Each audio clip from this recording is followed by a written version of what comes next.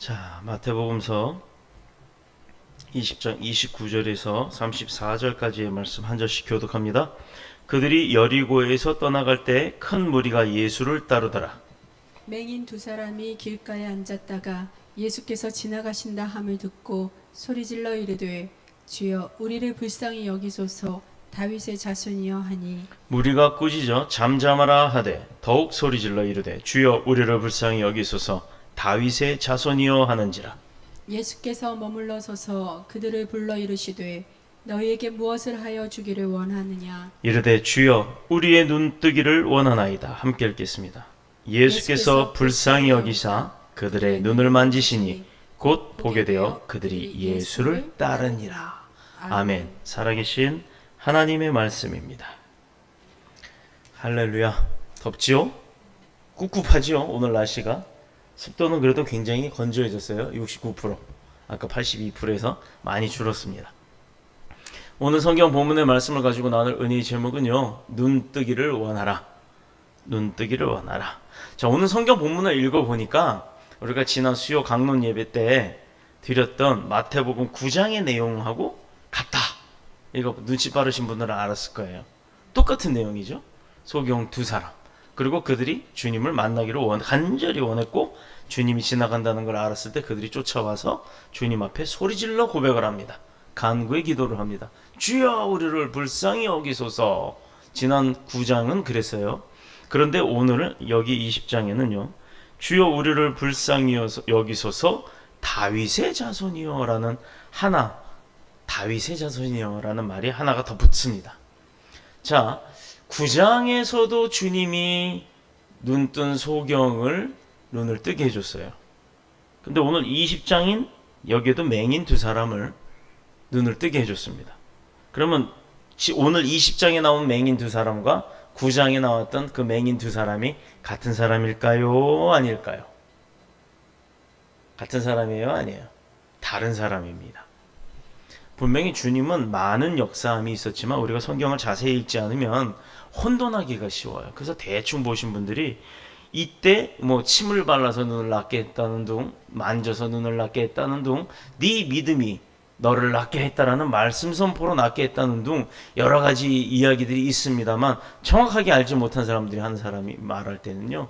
소경 두 사람 눈뜨게 했는데 침도 바르고 말씀으로 얘기하면서 침 바르고 눈을 어루만져서 비벼서 눈을 막 침 발라서 닦아줬어. 그래서 났어. 이렇게 이야기하시는 분들이 나온다라는 얘기입니다. 자, 좋은 순간이라는 것을 기록한다는 것은 뭐냐면 자기가 삶을 살아감에 있어서 정말 행복한 순간, 영원히 잊혀지지 않기를 바라는 순간, 그럴 때를 우리가 기록으로 남긴다고 해요. 그렇죠? 여러분들은 그런 순간을 기록을 무엇으로 남깁니까? 여러분들은 뭘로 그런 좋은 순간들을 기록할 수 있어요? 사진. 네, 사진. 사진이란 도구는 참 좋죠. 지금 요즘은 보기 힘들지만은 이 사진기가 얼마 전까지만 해도요, 불과 스마트폰이 나오기 시작한 10년 조금 더 전, 핸드폰에 카메라가 달려 나오기 시작하기 이전엔 대부분 디지털 카메라라는 것이 있었는데 그 전 단계에 보면 우리는 필름 카메라라는 걸 썼어요. 흑백 필름, 컬러 필름. 그러다 요즘 사진관에 필름 파는 데가 거의 없어졌죠. 필름 구하기도 힘듭니다. 왜?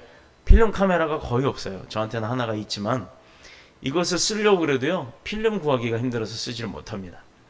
자, 요즘은 휴대폰에는 또 더더욱이 휴대폰이라는 것에 사진기가 달려 있다 보니까 언제고 어느 때고 어느 자리고 마음만 먹으면 사진 찍기가 편해요. 그래서 기록을 남기는 것은 흔해졌습니다. 그러다 보니 요즘 사진 찍을 때 사진의 질을 따지기 시작해요. 야, 이 사진이 정말 잘 찍었다 못 찍었다. 어떤 사람들은 그래요. 모양새나 모델들을 어떤 구도로 했느냐에 따라서 달라지기도 합니다만 조금 더 프로화가 되면 그 사람들은요, 이 사진의 질을 따지기 시작합니다. 즉 요즘 디지털 카메라로 찍은 사진도요, 인터넷상이나 어떤 출력물로 크게 현수막으로 만들려고 할 때 보면 막 화면이 깨지는 수가 생겨요. 왜? 해상도가 낮으면 깨집니다. 그렇기 때문에 고해상도, 조금 더 좋은 질의 사진, 이런 것을 찾기를 원합니다, 사람들이. 그러다 보니 정작 카메라가 좋아야 되는 줄 알아요. 그러나 진짜 프로들은요, 여기서 핵심을 딱 잡습니다. 좋은 사진을 찍기 위한 도구로 따졌을 때 카메라에서 제일 중요한 부분은 카메라의 성능도 따라와야겠지만 무엇보다도 DSLR이라고 하는 카메라 보면 렌즈가 빠져요. 그래서 어떨 땐 짧은 렌즈, 어떨 땐 긴 렌즈, 어떨 땐 이따만한 렌즈를 달아서 쓰기도 합니다. 카메라 기능은 같지만 중요한 것은 렌즈라는 사실이에요. 그 빛을 투과하는 렌즈가 어떤 것이냐에 따라서 그 사진의 질이 달라지기 마련입니다. 렌즈는요, 구도를 결정하는데 아주 중요한 역할을 할 뿐만 아니라 빛의 통과율을 가지고도 얼마나 짧은 순간에 그 순간적인 포즈를 잡아서 그 역동적인 생활, 그 삶의 그 표정이라든가 이런 것들을 잘 표현해내느냐, 이것은 카메라의 렌즈가 그 역할을 하는 것입니다. 근데 사람에게도 그런 렌즈 역할을 하는 것이 있죠. 우리 가람 반주자도 얼마 전에 그 렌즈가 약간 안 좋아서 렌즈 수정을 했어요. 홍채, 우리 각막을, 그 홍채라는 부분이나 각막을 깎아갖고 하는 뭐 라식이나 라섹 같은 수술도 보면 결론은요, 잘 보기 위한 그 도구로 그 눈을 수술을 하는 겁니다. 근데 수술하지 못한 우리처럼 저와 같은 사람들은 이렇게 뭐 아래쪽은 돋보기요, 위쪽은 멀리 보는 근시안경이라는 이런 다초점 안경들을 씁니다. 이것은 왜 그러냐면 잘 보기 위해서 안경을 쓰고 눈을 수술하는 거예요. 그래서 눈에 좋은 음식이나 치료법들을 찾기 시작하고 보다 선명하게 사물을 보기 위해서 나이가 들면 돋보기 신세를 지게 됩니다. 자, 이렇게 사진을 찍는 사람들은 선명하기 위해서, 또 사람들은 잘 보기 위해서 이렇게 눈에 대한 것을 분간을 잘 하기 위해서, 잘 보고 잘 판단하기 위해서 그렇게 굉장히 중요시 여겨요. 이것이 바로 우리의 현실이에요. 나이가 들면 눈이 흐리멍텅해지고 또 그것을 도구를 통해서 잘 보기 위해서 합니다. 왜 제가 서론을 이렇게 길게 잘 봐야 되는지를 얘기하냐면요, 우리의 눈은, 육의 눈은 육적인 것을 보는 거예요. 그런데도 이 육적인 것을 잘 보기 위해서 눈에 대한 영양제를 먹는다든가 안경을 쓴다든가 수술을 한다든가 그렇게 하죠. 카메라 렌즈처럼 바꿀 수는 없잖아요. 그런데 우리의 영혼은요, 이 눈에 대해서 이 역할을 굉장히 중요시 여겨야 함에도 불구하고 사람들은 이 눈의 역할을 그렇게 중요시 여기진 않는다라는 거예요. 육적인 세상을 잘 보기 위해서 필요한 이 눈을 사람들은 중요하게 소중하게 다루진 않는다라는 겁니다. 그런데 우리 영혼은요, 눈이 밝은지 어두운지에 대한지를 분간하지 못하는 사람들이 대부분인 것이 우리 현실이에요. 영혼은 더더욱이 볼 수가 없기 때문이에요. 우리의 육의 눈으로 보는 세상도 되게 중요하다고는 하지만 그 보는 눈에 대해서는 그렇게 그닥 영양제나 뭐 이런 걸 많이 먹고 그렇게 해서 관리를 안 하는 것처럼 우리 사람이 살아감에 있어서 육적인 것이 아닌 영적인 것에 대한 눈을 띄어야 함에도 불구하고 오히려 그 눈 뜨는 것에 대해서 관심이 없다라는 겁니다. 오늘 본문의 말씀은요, 예수님께서 여리고를 지나가시다 만난 소경들을 눈뜨게 해주셨다는 거예요. 이로 인해 예수님의 제자로 따르게 된 그 기록의 내용입니다. 12제자가 아니에요. 12제자 이외에 따로 또 추정했던 제자로 따라왔다는 얘기입니다. 이 본문의 말씀은 마가복음 10장 46절에 그 이하에도 기록되어 있지만 이곳에서는요, 누가 나오느냐, 한 소경 바디메오라고 하는 사람이 나옵니다. 오늘의 본문은요, 그 바디메오 한 사람을 얘기하는 것이 아니라 지난 9장에서 나왔던 두 사람의 그 소경을 이야기했듯이 오늘은 두 사람이 아닌 여러 사람이에요. 복수의 소경을 의미합니다. 그 차이가 좀 있죠. 또한 마태복음 9장 27절의 이하에도 보면요, 소경이 눈을 뜨게 하신 장면이 나오는데 여기도 두 사람의 소경이 등장을 해요. 그러나 이 세 가지 사건이 보여주는 공통적인 것은 뭐냐면 모두 다 앞을 보지 못하는 사람들이었고 그 장애인들이 예수님을 만남으로 인해서 축복을 받고 은혜를 받고 그 눈을 뜨게 되었다라는 거예요. 그들이 믿음대로 되었다는 것, 그리고 그들이 자신들을 불쌍히 여겨달라고 예수님을 향해서 부르짖는 간구의 기도가 있었다는 내용. 자, 오늘은 우리 육신의 어둠에 갇혀 신음하고 있는 이 소경들이 밝은 빛을 잃고 어두워진 그 세상의 근본에 대한 문제가 무엇인지를 좀 알아보고자 합니다. 또 어떻게 해야 빛을 잃고 어두워진 삶을, 우리의 삶을 진리 가운데 그 진리의 빛을 보고 환한 밝음 가운데로, 생명의 빛 가운데로 나올 수 있는지 그것을 한번 알아보려고 합니다. 좀 빠르게 갈게요. 육신의 눈이 어두워지면요, 우리 이 눈이 어두워지면 아무리 내가 세상에 밝은 곳에 나왔다 할지라도 눈이 어두워서 밝은 것을 잘 못 본다 그러면 그 세상은 밝아 보이지가 않는 거예요. 예를 들어 그게 뭐냐면 밝은 날 우리가 쓰는 안경이 있죠. 새까만 거. 선글라스 쓰면 그 밝음이 조금 어느 정도 감지하잖아요. 그러나 그것도 잘 보이는 편이에요. 그런데 눈앞에 백내장이나 녹내장이 껴서 이 망막이 흐리멍텅해져 버리면 아무리 세상이 밝게 비춰주고 날씨가 좋은 날이라 할지라도 그것을 깨닫지 못하게 된다라는 얘기입니다. 즉, 내 눈에 뭔가 끼게 되면 우리가 볼 수 있는 것은 한계에 다다른다는 얘기예요. 그것은 육신의 눈을 얘기합니다. 반대로 내 눈이 밝으면요, 웬만한 어둠 속에서도요, 그 조그만 빛만 있어도 볼 거 다 볼 수가 있어요. 이것은 영의 세계도 마찬가지입니다. 육적인 세계도 이렇게 우리 눈의 상태에 따라서 볼 수 있고 못 볼 수 있고가 따르듯이 영적인 세계에도 분명히 똑같은 현상은 있다는 얘기예요. 육신이 쇠약하고 노쇠해지면, 나이가 들어 늙어지면 눈이 어두워지는 것, 즉 노안이라고 합니다. 우리의 영혼도 쇠약해지면 어두워질 수밖에 없는 거예요. 믿음이 약해지거나 또 나이가 들어 늙었다고 해서 육신은 늙었어도 영이 늙지는 않는데 그럼에도 불구하고 내가 늙었으니 믿음도 늙는다? 이런 생각을 하시는 분들이 있다면 지금 당장 회개하고 그걸 깨쳐 나가야 될 줄로 믿습니다. 우리의 영은요, 늙지 않아요.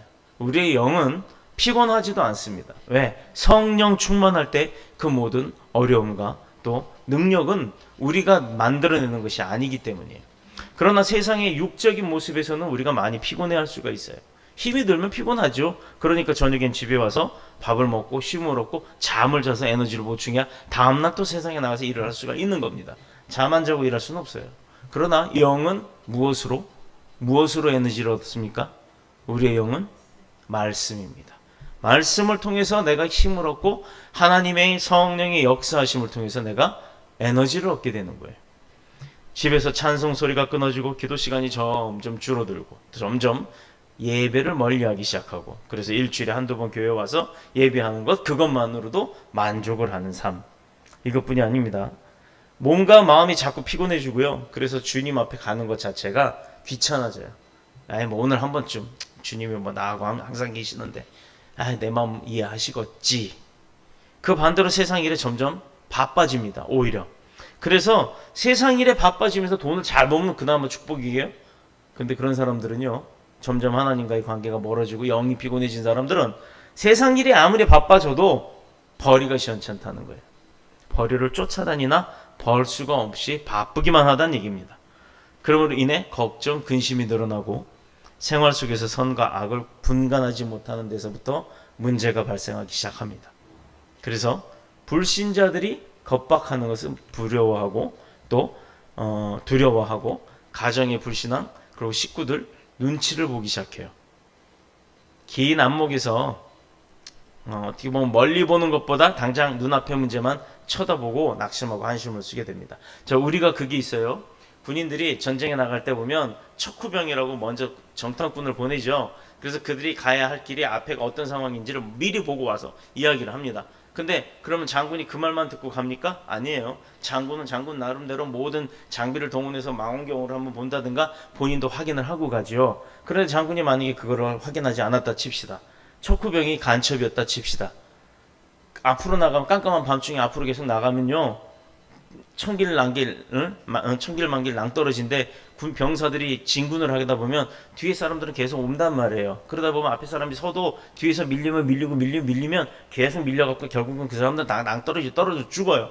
그런데 장군이 그거 확인하지 않고 진군했더니 앞에 모든 병사가 다 밀려 떨어져 죽을 때까지도 모르는 상황이 올 수가 있습니다. 이것은 뭐냐면 당장 앞만 보고 멀리를 내다보지 못한 사람들이 그런 일에 빠진다는 거예요.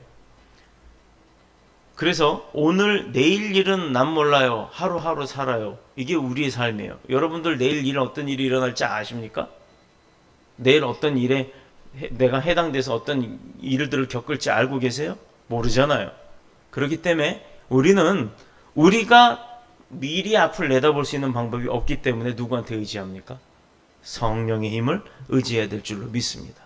이것이 바로 우리가 뜰 수 없는 눈을 뜨게 해주시는 하나님의 은혜예요.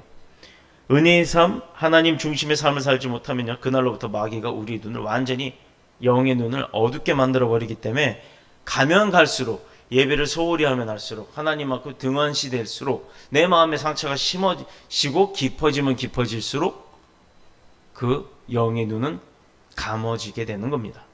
세상에는 여러 종류의 육신의 장막과 또 장애와 질병들이 있어요. 우리가 장애인들이 그 고통과 어려움을 다 알 수는 없습니다. 그러나 제가 주변에 있던 장애인들 친구들 여럿이 있었는데, 다리 하나 불편한 친구요, 목발 짚고 잘 다녀요. 안 다니는데 없고 못 다니는데 없습니다. 귀 안 들리는 친구요, 어디 다니는데 불편함이 없어요. 자기가 조금 못 들어서 누가 와서 툭툭 치면 그때서 쳐다보고 얘기하고 눈치 팔짓 입 모양 이렇고 대화를 하지만, 정작 그 많은 장애인들 중에 제가 봤을 때는 소경, 앞을 보지 못하는 사람이 제일 큰 어려움이 있더라 이 말입니다. 진짜 이 사람은요, 지팡이 하나 이렇게 두들기고서 다니는데 그 감각 하나만 가지고 다니는 거예요. 이거 하나가 잘못되면 보세요. 간혹 지하철에 떨어진 사람들 있잖아요. 그다음 이렇게 또 우리 다니다 보면 보도블록에 보면 노란색 줄이 쭉 보도블록이 따라져 있어요. 그게 뭐냐면 장애인들용 점자 보도예요. 뚝딱딱딱 두들겨 가면서 그걸 따라갑니다. 쭉 따라가다 횡단보도 앞에 이렇게 가로섬 점점점 있는 데서 서요. 그게 근데 그렇지 않고 그게 도로공사하고 뒤집어 놔버리면요, 이 장애인들 백이면 백 맨날 다니는 사람 말고요, 처음 오는 장애인은 그거 따라가다가 뒤집어진 대로 반대로 차도로 또 돌아서 갑니다. 이거 굉장히 중요한 부분들이에요. 그런데 그 사람들은 뭐에 의존을 해요? 이 지팡이, 점자보도, 거기에만 의존을 합니다. 그런데 그걸 사람들이 실수로, 공사하는 사람이 이게 원래가 어떻게든지 생각을 못해서 뒤집어 놔버리면 엉뚱한 데로 가게 되는 거예요. 이렇듯이 그 사람들, 소경의 삶은요, 눈을 뜨지 못하니까 당장 내 앞의 일도 볼 수가 없는 거예요. 먼 일은 더더욱이 볼 수가 없죠. 마찬가지로 예수를 믿으면서 하나님의 자녀라고 하면서 영의 눈이 어두워 제대로 보지 못한다면요, 이 또한 가장 불행한 영적 장애인이 되는 건 줄로 믿습니다. 예를 들어 내가 예상치 못한 어려움에 빠졌다면 그곳에서 하나님이 나에게 어떤 선하시고 온전한 뜻이 나에게 주어지고 있는지를 그거를 깨달아야 되는데, 왜 이거 나만 이렇게 이런 고통, 어려움을, 환난을 겪어야 합니까? 왜 나만? 이러면서 깨닫지 못한다면 어떻게 고난 속에서 그 하나님의 뜻을 이룰 수가 있겠습니까? 지금 내게 오는 이 고난, 어려움도 하나님께서 내게 주신 테스트다. 이건 기회입니다. 내가 지금 어려워요? 힘들어요? 환난에 빠져 있어요? 이건요, 내가 그것에서부터 헤어나올 수 있는 절호의 찬스예요, 찬스. 어제 우리 간증 중에 얘기한 단어가 있어요. change라고 하는 단어에 G자를 지우면 C가 됩니다. 그러면 찬스가 됩니다. 내가 뭔가를 바꾸지 않으면 기회는 오지 않는 거예요. 믿음의 생활이 내가 점점 도태되어지고 나약해졌다. 그러면 빨리 나를 바꿔야, 내 생각을 바꿔야 새로운 은혜의 생활로 갈 수 있는 기회가 오는 겁니다. 체인지는 바꿔야 찬스가 되는 겁니다. 기회는 아무 때나 오는 게 아니에요. 바꾸려고 노력하는 사람에게만 그 기회가 오는 겁니다. 바로 그 4세기에 유명했던 어거스틴이라는 분이 있었는데, 그분은 참회록과 하나님의 도성이라는 귀한 책을 썼어요. 읽어보신 분이 있나요? 그가 하나님의 도성이라는 책을 쓰게 된 결정적인 동기가 있었습니다. 요즘 같으면요, 그 책이 요즘 썼으면 전 세계적인 베스트셀러가 됐을 거예요. 313년에 콘스탄틴 대제가 밀라노 칙령을 선포하면서 기독교를 로마의 국교로 정하게 됐어요.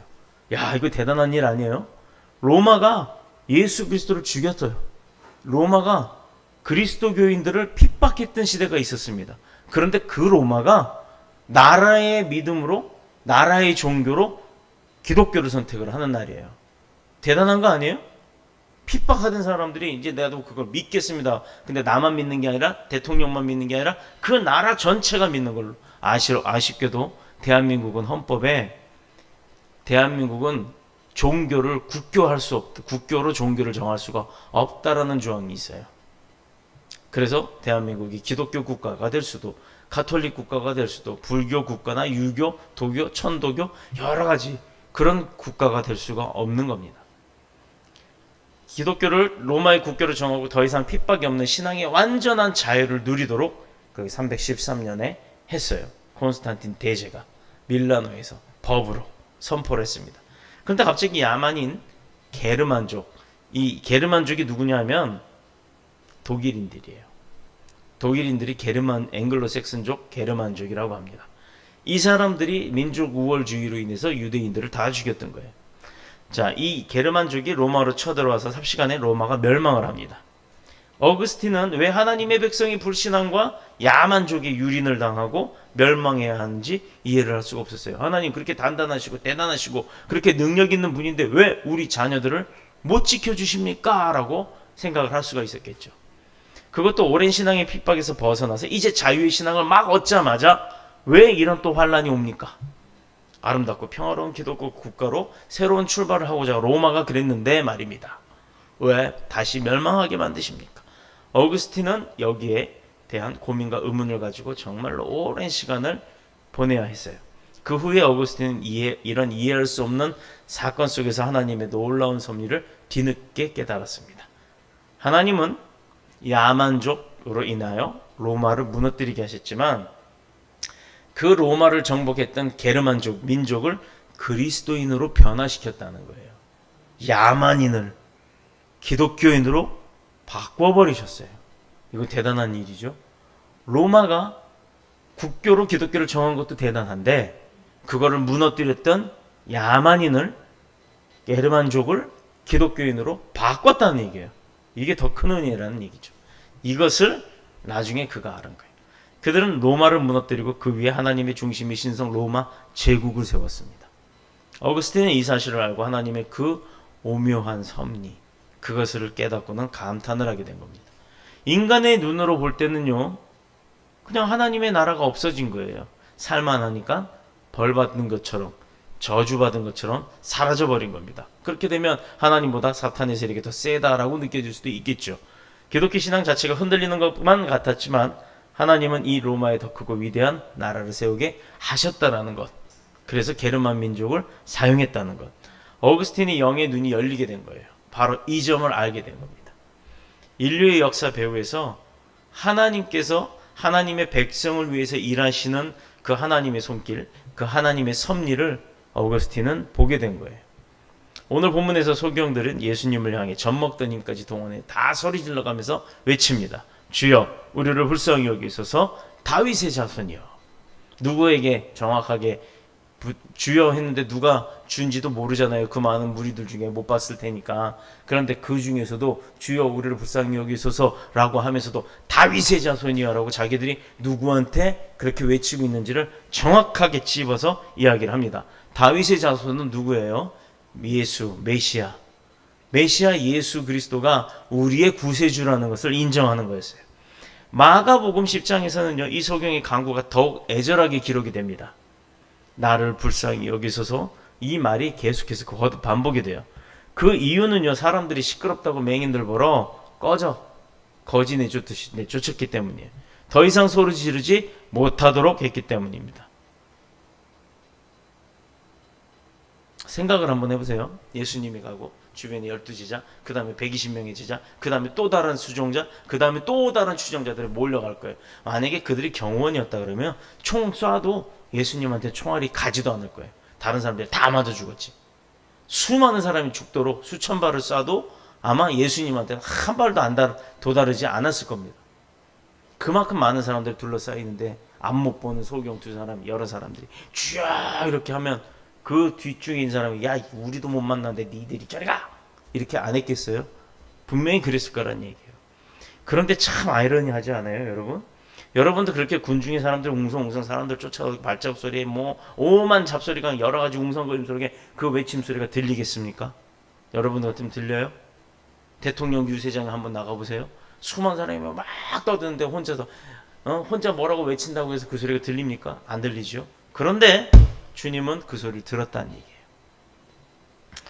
어두운 눈을 열지 않고서는 자기 스스로가 내가 사람으로서 살아갈 수 있는 구실을 못한다. 사람으로서 살 수가 없다. 앞을 보지 못하고는 이 거짓 신세를 면할 수가 없다. 그러니 눈 뜨고 싶어하는 그 마음이 얼마나 간절했습니까? 어저께 뉴스 토픽에 보니까 10년 전에 망막변색증이라는 병에 걸려서 아내가 소경이 됐어요. 맹인이 됐습니다. 눈을 시력을 잃어버렸어요. 그런데 2억 원이라는 돈을 들여서 망막에 무슨 전자세포를 집어넣고 특수 안경을 딱 쓰면, 물론 3시간마다 배터리를 교체해야 되는 어려움은 있습니다만, 그랬더니 10년 만에 남편의 얼굴을 보게 되고 딸의 얼굴을 보게 되고 막 눈물 흘리는 그런 아내의 모습을 봤어요. 참 그 아내도 감사함에 눈물 흘리는 그 모습도 아름다웠지만 2억 원이나 되는 돈을 들여서 아내의 눈을 뜨게 해준 그 남편도 참 대단한 사람이라는 생각이 들었어요. 이제 시대가 가면 그런 뭐 육적인 눈 뜨는 거는요, 뭐 별거 아닐 거예요. 그냥 무슨 안경 하나만 탁 써도 다 보이는 그런 시대가 올 겁니다.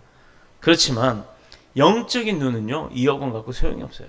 20억 아니 200억 자기 전세 하나를 또 준다 하더라도 고칠 수가 없는 겁니다. 그런데 오늘 여기 본문의 말씀처럼 이렇게 잘 먹고 잘 살고 행복하게 살 수 있는 것, 그게 무엇 때문이에요? 우리의 인생에는 행복이라는 것이 있기 때문이에요. 예수님을 간절히 찾지 않아도 볼 거 다 보고 알만한 거 다 알고 누릴 거 다 누리는 그냥 일상적인 사람들? 그렇기 때문에 행복한 겁니까? 내가 다 누리고 있기 때문에 행복한 거예요? 아니에요. 아니에요. 그것은요, 우리가 알지 못하는 도움의 손길이 우리 가운데 있기 때문에 우리가 행복한 거예요. 가지고 있다고 해서 행복한 사람들인 줄 아세요? 보세요. 돈 많은 부자들 안 행복해요. 또 뭐 무슨 뭐 집이 여러 채 수십 채 있는 사람들, 그 사람들 행복합니까? 안 행복합니다. 안 행복해요. 이것은요, 그들이 행복하다, 그들과 다른 행복을 가지고 있는 우리의 그 삶의 행복은 뭐냐면, 우리는 그들이 보지 못하는 걸 볼 수 있는 영의 눈이 있기 때문이에요. 그러니 이 영의 눈이 어두워지면 그 어두움이 너무 심해서 지금 자기가 지금 보지 못한 사실조차도 잊어버리게 된다면, 내가 지금 보는 게 아니라는 것도 모른다면, 좀 어려운가요, 설교가? 이해는 되나요, 지금? 아니, 리액션이 없어서 지금 나 혼자 떠들고 있는 건가? 막 이 생각이 들어서. 자, 다시 갑니다.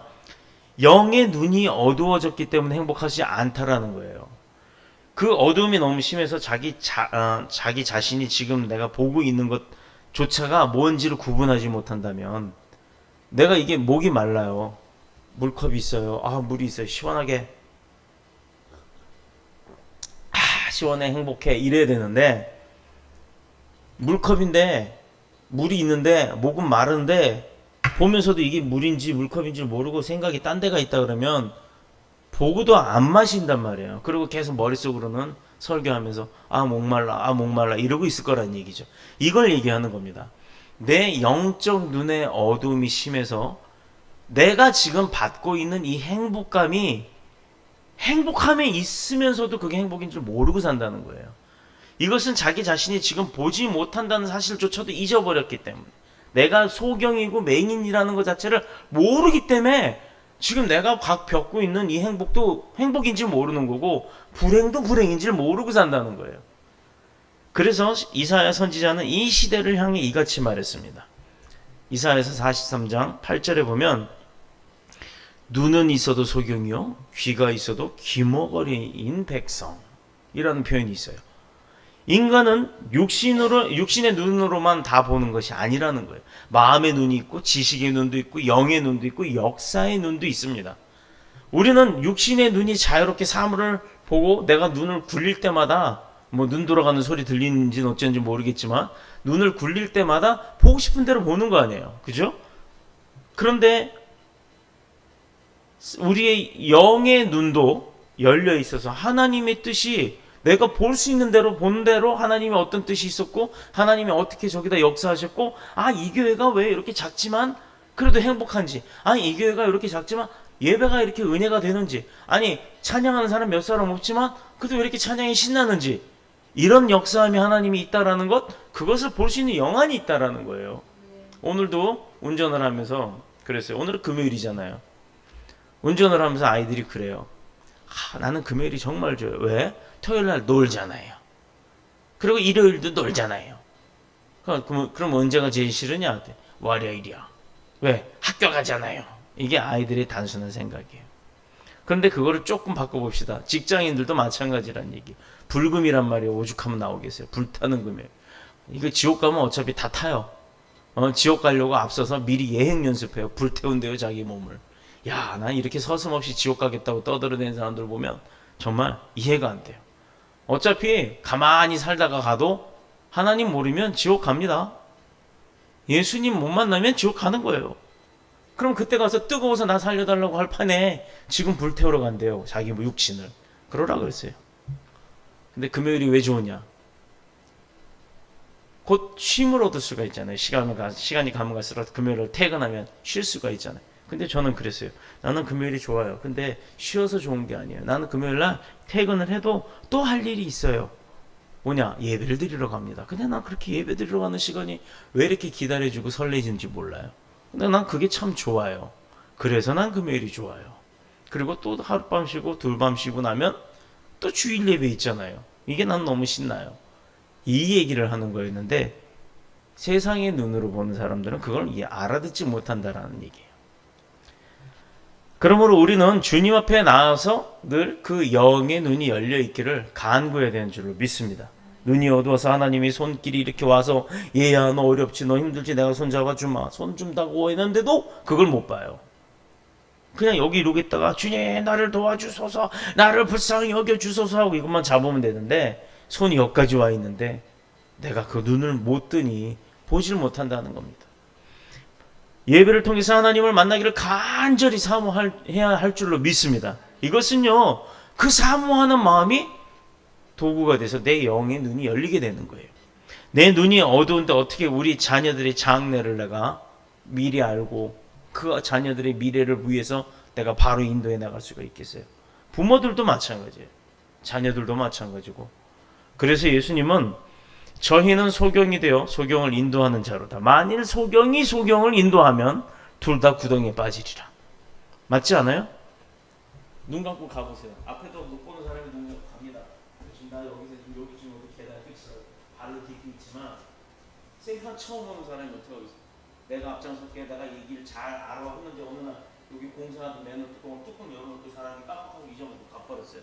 그럼 그 사람은 앞사람 빠지면 손잡고 있었기 때문에 뒷사람도 같이 빠져요. 이것은 지당한 일입니다. 마태복음 15장 14절에 이 말씀을 하셨어요. 예수님도 얼마나 답답하시면 이 말을 했겠냐 이 말입니다. 너가 지도자라고 하고 너가 뭐 민족 지도자요 너가 종교 지도자요라고 하면서도 너조차도 나를 못 보면 너 따라오는 사람들은 다 나 못 볼 거 아니냐 이 얘기 하신 거예요. 그리고 하신 말씀이 뭡니까? 너희에게 무엇을 하여 주기를 원하느냐. 소경들이 부르질렀어요. 다윗의 자손이여 나를 불쌍히 여기소서. 그럼 내가 너희에게 뭐 해주기를 원하느냐? 예수님이 몰라서 물으셨겠어요? 겸손한 고백을 위해서. 그래서 우리가 기도할 땐요 입 다물고 하는 게 아니에요. 내가 원하는 거 아버지 아세요. 모르는 거 아닙니다. 그런데 내가 그것을 입술로 고백하는 거예요. 자, 너희에게 무엇을 해주길 원하느냐라고 물어봤어요. 입 딱 다물고 있어봐요. 줄까요? 응답 받을 수 있나요? 못하죠. 나 눈뜨기를 원합니다. 가차없이 대답합니다. 이 말씀은요 앞을 보지 못하는 너에게 지금 사람 구실 제대로 할 수 없는 기막힌 상황에 있는 너에게 내가 도울 일이 뭐냐, 내가 너희를 어떻게 도와줬으면 좋겠냐. 예수님의 이 말씀에 저들은 망설임 없이 뭐라 그랬다고요? 눈뜨기를 원합니다 라고 얘기했어요. 눈뜨기를 원합니다.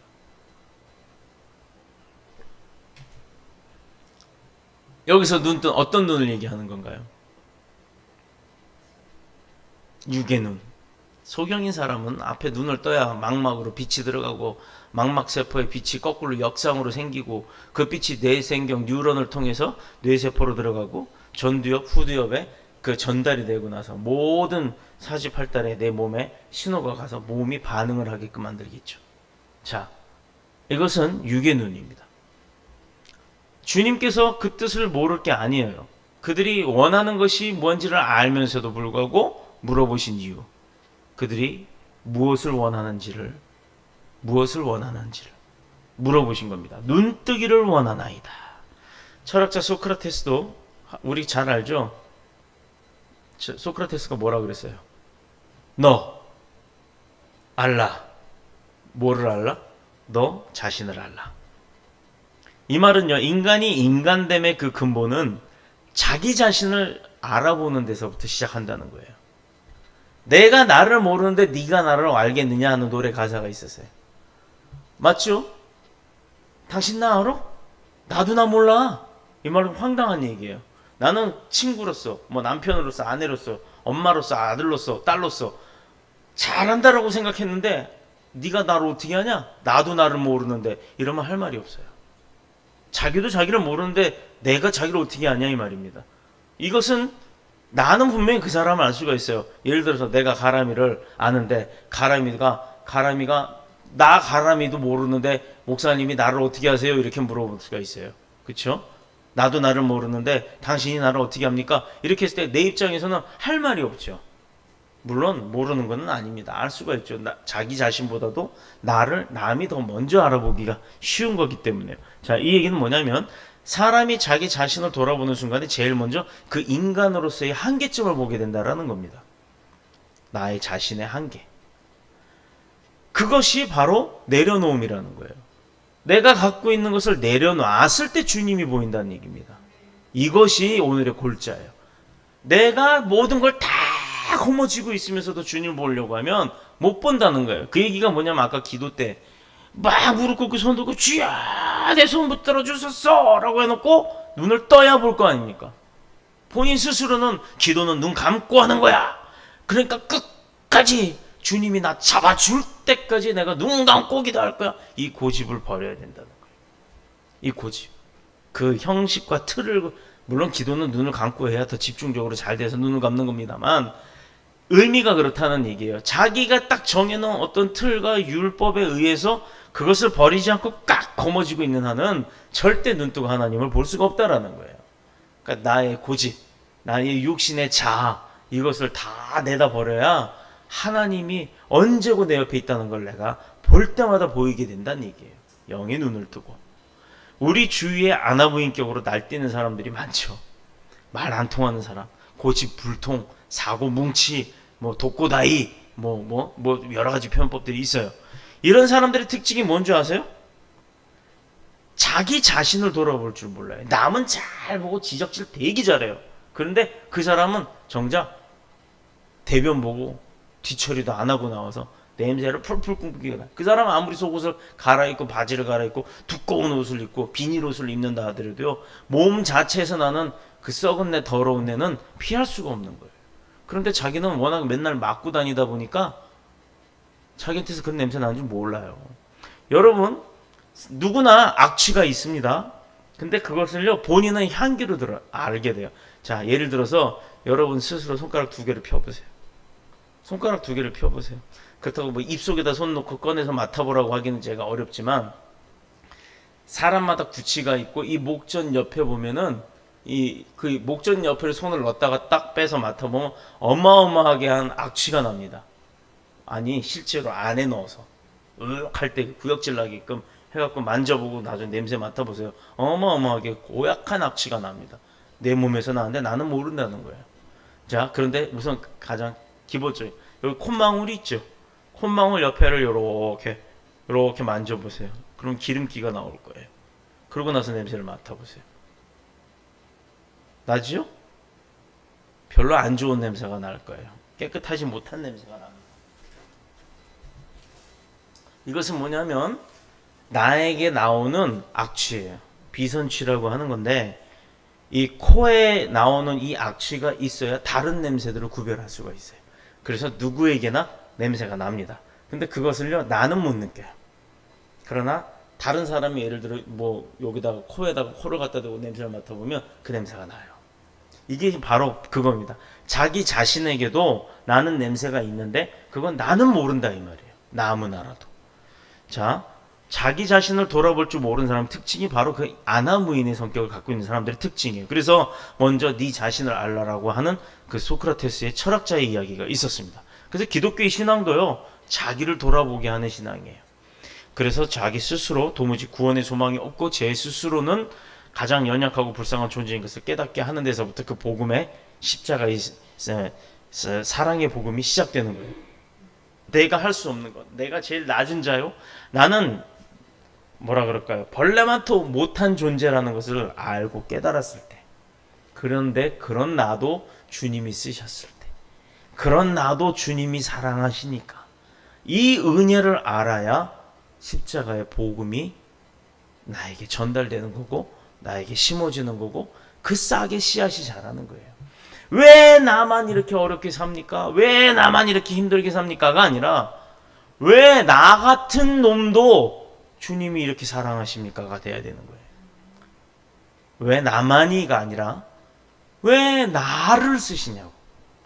왜 나처럼 아무 존재도 아니고 나처럼 아무런 힘도 없고 나처럼 이런 쓰레기 같은 인간인 나를 갖다가 주님 이렇게 사랑하십니까?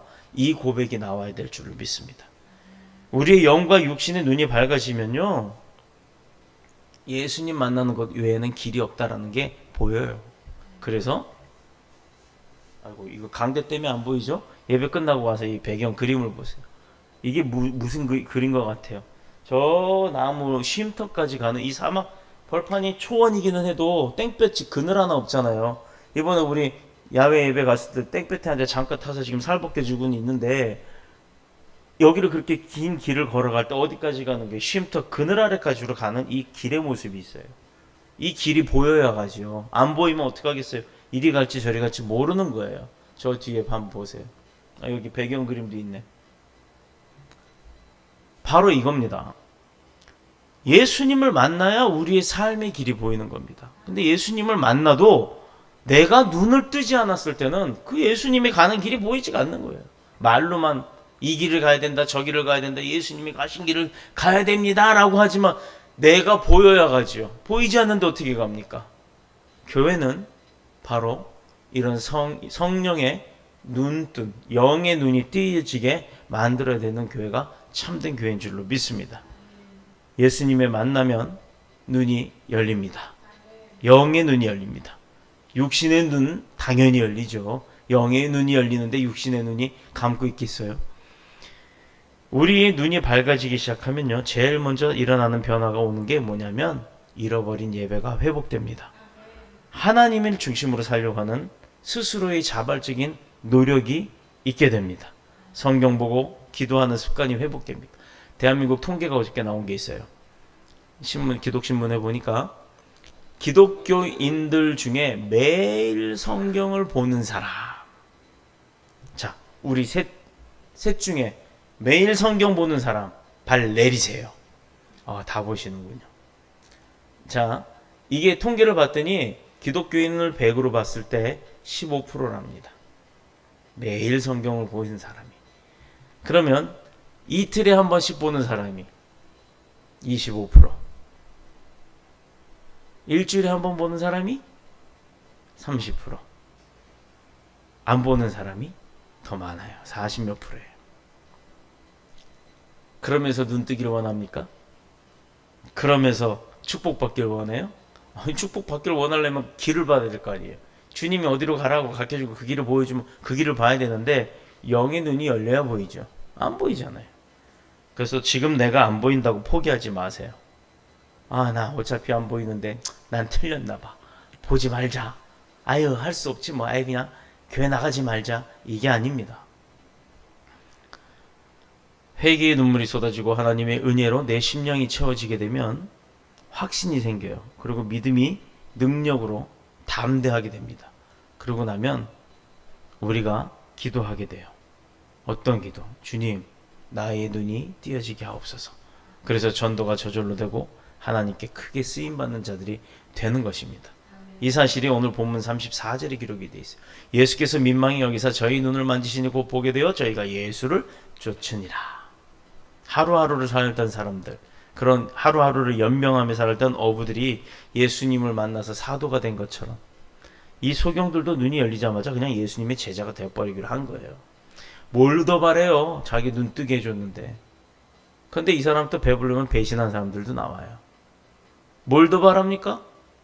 교회가 나 살 만큼 해줬으니까 이제 더 큰 교회 가가지고 더 많은 걸 얻어야지라고 하는 사람들도 있겠죠. 아무튼 이랬든 저랬든 중요한 것은 주님으로부터 받은 은혜를 감사함으로 가져야지 감사함을 잊어버리면 안 된다는 거예요.